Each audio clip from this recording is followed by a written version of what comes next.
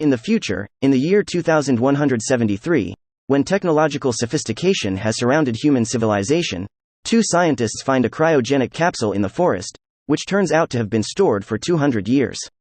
They illegally bring the subject in the capsule back to life. He turns out to be a man named Miles Monroe who was only 35 years old when he was frozen.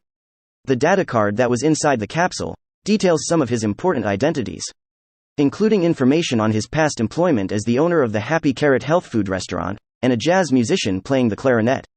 From his data, it is also known that Miles was originally admitted to St. Vincent's Hospital in Greenwich Village for routine surgery for his congenital disease. But complications and mistakes occurred, and Miles never regained consciousness. Then he lay in a coma for some time and accidentally became part of the subject of the cryogenic experiment. When Miles regains consciousness, he is a little dazed and seems to have forgotten how to walk. Two scientists teach him again. But Miles just seems to lose his ability to walk normally. He walks backwards and directionless. When the security officer arrives, Miles is introduced as a scientist who is testing their latest experiment. At first, the officer is suspicious of the activity in the laboratory, especially since Miles is showing very strange behavior. But because the two scientists continue to assure that it is just the effect of the experimental test, the officer believes them and leaves. Two scientists took Miles away from the laboratory in a uniquely shaped future car. The three of them headed to the big mansion to fully recover Miles' condition. The next morning, although he was recovering quickly, he did not realize that he had been asleep for 200 years in a cryogenic capsule. Miles was confused about his own condition. The two scientists who revived him, Melik and Orva, finally told him what really happened. The fact that he had been asleep for 200 years made Miles just pass out. He was in deep shock. He couldn't believe what had happened. He questioned how it was that he, who had intended to have surgery and wake up 5 days later, actually stayed asleep longer than he expected. This can be called a miracle in science and medicine, but Miles didn't accept it. He was anxious in the present world. Of course, he didn't have anyone he knew. His friends had died 200 years ago. His family was also probably the same. Miles is now alone in a world that is very foreign to him, called the Central Parallel of the American Federation, which may have once been known as the Western United States. At least before the war. A war that was triggered by a man named Albert Schenker who held the reins of a nuclear explosive. Melik and Orva are now asking Miles to join them. He will stay at the mansion for 2 weeks and undergo a series of tests. Before their plan for Miles is explained, Miles must continue to hide to avoid government surveillance. Because this illegal act will get them in trouble if caught. Not only the two scientists, but Miles himself will be demolished if their actions are discovered. Destroyed does not mean killed, but they will be brainwashed and simplified their minds using electronic devices. Some memories will disappear from their heads. Miles couldn't believe that the state would commit such a horrific act, especially in such a modern time. But the fact is that it did. Melik and Orva mentioned that there was an underground rebellion movement fighting for revolution and against the government. Their current goal was to overthrow the country's leaders. Miles, instead of getting calmer, gets more agitated by all this information. He gets angry and keeps walking back and forth in the room while pouring out his annoyance. Actually, the annoyance he feels is very natural, because he feels trapped in a situation that is beyond his control. Intending gastric surgery, but instead ended up in a cryogenic capsule. And upon awakening 200 years later, instantly became an illegal and forbidden creature. And if his whereabouts were known, it could make him a fugitive of the state. No human being would want to suffer a fate like Miles. His anxiety was soon stopped by the doctor who tried to calm him down by giving him a cigarette. At first Miles refused because he didn't smoke and he thought the habit was unhealthy. But once Orva said it was just tobacco, Miles strangely took it and smoked. Some time later, Miles was asked to identify the pictures that the scientist had. Most of them were photos of famous and important people in the decades of Miles' life. But there were also some photos of demonstrations and pieces of Playboy magazines that Miles later took. Not only that, Miles was also told to explain a joke from a biting denture found in the search. There were many more things in the past that Miles had to identify. Although not all of them he answered correctly and seriously, but Orva and his partner believed everything he said. After a lunch served by an advanced robot, he is said to move to the Western District, where the Revolution Center is expanding. Miles was suddenly given an important assignment by the revolutionary forces to find out what the Ares Project was, which it was feared would destroy the entire purpose of the revolution.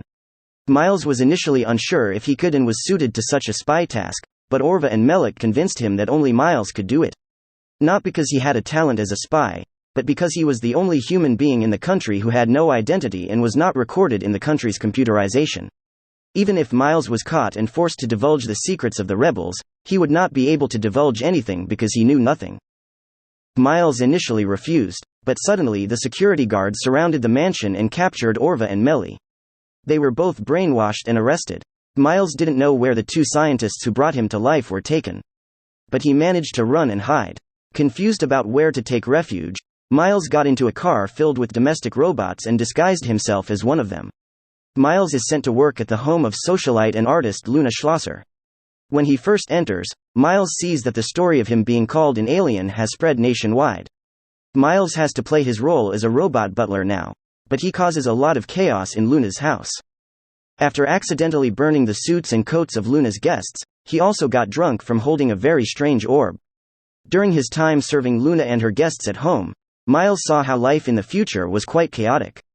No different from the life he lived 200 years ago. When the party was almost over, Miles overheard Luna and her male friend Harold. They were talking about one of their friends who was caught being part of the revolutionary underground. Their friend once claimed to know the secret Ares program, a program that Miles must investigate and destroy. The next day, Miles was taken to the maintenance center for robot servants. She says she intends to replace her new, unattractive butler with something more aesthetic. Miles sees the robot heads being removed and destroyed. He starts to get scared. His attempt to escape ends badly, as security guards chase him. Miles tries to plead with Luna for help. He explains who he is and where he's from, in hopes that Luna will take him away and help destroy the Ares program. But Luna is a bit scared and refuses to help because she has no sympathy for the rebels. Instead, Luna screamed very loudly and wanted to hand Miles over to the authorities. Miles was forced to kidnap her and take her to the woods. Her mouth was tied with a cloth to keep her from screaming. Luna's hands and feet were also tied. For some time, Miles tried to persuade Luna to help him. He told her about his past as a clarinetist and owner of a healthy food restaurant. Until he ended up on an operating table that took him 200 years into the future as a criminal and fugitive. When Luna continues to scream for help after Miles unties her, she stops with a scared face as a frustrated Miles threatens to hit her over the head with a rock. Miles says that he promised to let Luna go if she would help Miles go to subterranean movements or search for the Ares project. Luna refused. She was afraid to get involved and begged Miles to send her home. Once again, Miles persuaded Luna. He would provide food if Luna would drive him to the Western District. Luna agreed, although she was a little hesitant about the agreement she made with Miles. After that, Miles went in search of foodstuffs. Not far from the forest, there was a modern farm with large vegetables and fruits. After resisting and evading the guards, Miles managed to bring food for himself and Luna. The two then spent the night in the forest. Their planned trip to the Western District might not start until tomorrow. But Luna then asked Miles what if she deceived Miles, and handed him over to the police instead. Miles is a bit worried too, but he hopes Luna won't do it. Then the next day, Miles and Luna went to the nearby mansion to borrow a car. Luna took the opportunity to call the police under the pretense of going to the toilet. She also borrowed a hydrovac suit for Miles to use, so that the police could identify him as an alien. Luna deliberately traps Miles in the lake and lets the guards capture him. But this plan is beyond Luna's expectations, as she is also about to be captured and will be brainwashed for being contaminated with aliens. Luna fights back and Miles helps her. The two of them eventually escape together using a hydrovac suit with holes along the lake. Then in an old cave, Miles found an old Volkswagen car about 200 years old that was still working. He used it to go a few meters away from the lake, then threw it off the cliff when the gasoline in the car ran out. Miles and Luna are now getting closer. They talk a lot about their vastly different worlds.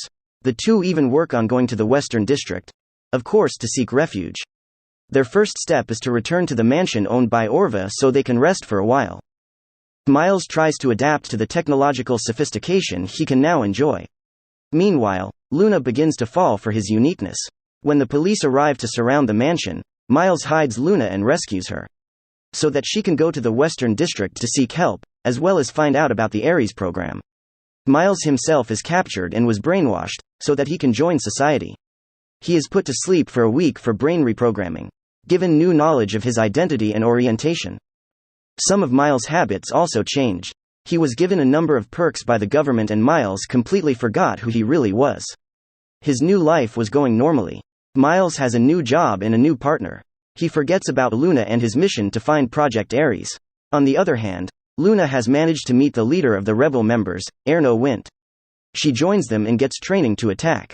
Luna also later developed a romantic relationship with Erno.